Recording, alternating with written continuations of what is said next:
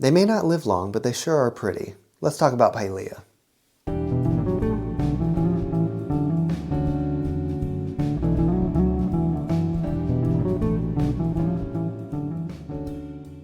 What's up, fellow plant enthusiasts? My name is Dylan and this is Bane's Botanicals. Today we're going to be talking about Pilea.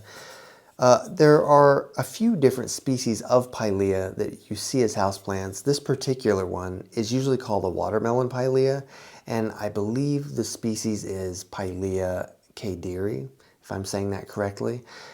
Very pretty. It's got the blister variegation on the leaves that make it look kind of like, well, metallic. You'll often see Pilea called aluminum plants, and this is the particular one that is the reason they call it that. There's another Pilea that has brown leaves, but it also has some silver variegation on it.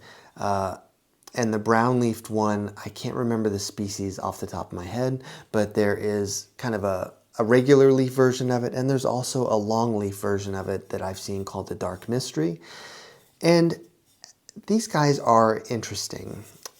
Like I said, they don't live very long, but they sure are nice. I mean, just looking at this, even the growth habit of it is just, it's nice. And they flower pretty easily. The flowers are unremarkable. They're not going to be anything that impresses you, but I think that all flowers are cool, no matter how showy or not showy they are. This one's doing pretty well right now because I've been taking care of it.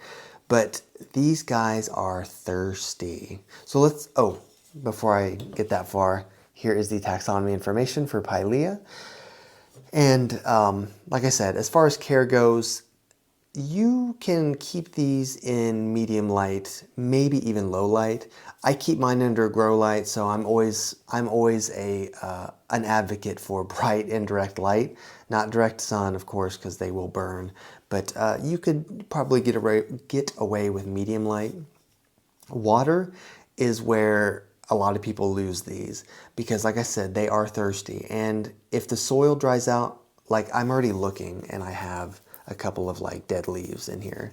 So, and that's fine. I mean, it's normal to lose bottom leaves anyway, but yeah, they will start to wilt. They will collapse if you don't water them. It's good to keep the soil evenly moist, not sopping wet. But yeah, don't let them dry out because they will tell you about it. Kind of like a peace lily, a spathiphyllum, those tend to wilt pretty bad too. They're dramatic, I guess. As far as soil goes, I would go with a regular houseplant soil. I wouldn't go well draining just because you need some moisture retention just so that these don't dry out. And fertilizer, I would just say regular fertilizer bi-weekly during the growing season, not at all during the dormant season. And just dilute it a little bit, of course, if you're using a synthetic fertilizer. What am I missing? Oh, humidity. They will appreciate humidity just because the fact that they dry out so easily. If you put this on a pebble tray or if you have it near a humidifier, it's not going to be fussy about that. It will appreciate it. So there's not a whole lot to say about Pilea. I think that they are underrated just because a lot of people can't keep up with the watering. But and I think a lot of people don't like plants that only live for a few years, me included, I guess.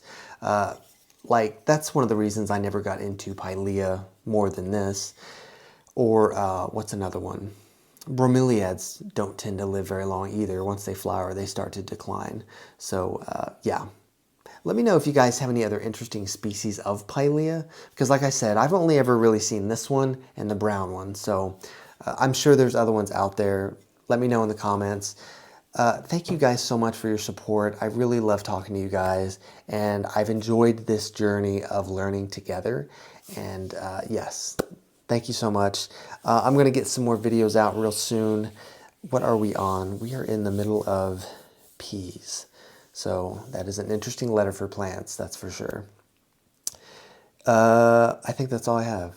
Yep, okay. I will see you guys very soon, and thank you.